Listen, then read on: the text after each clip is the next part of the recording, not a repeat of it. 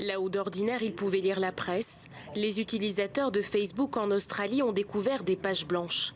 Le réseau social a bloqué l'accès de tous les contenus d'actualité dans le pays. Une riposte, un projet de loi visant à obliger les géants de la tech à rémunérer les médias. Une mesure de rétorsion inacceptable, selon le gouvernement australien.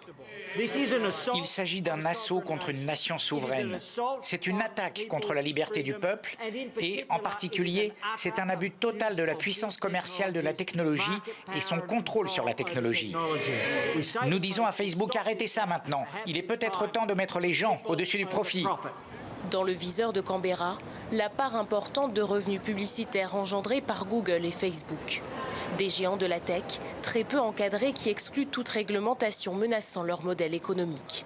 Selon une étude australienne, sur 100 $ dépensés en publicité en ligne, 53 $ vont à Google, 28 à Facebook et les 19 restants à d'autres plateformes numériques. Mais pour certains experts, il n'est pas question de profit. Il s'agit d'un bénéfice mutuel. Il faudrait probablement aussi se demander si les organes d'information ne devraient pas payer Facebook et Google pour le trafic qui est apporté sur leur page. Donc les deux parties en tirent profit en quelque sorte. Et je ne pense pas que cela se reflète vraiment dans le texte. Le gouvernement australien s'est dit déterminé à mettre en œuvre le projet de loi qui doit encore passer devant le Sénat. De son côté, Google a accepté sous la pression de partager ses recettes publicitaires avec le groupe de presse News Corp, un partenariat historique.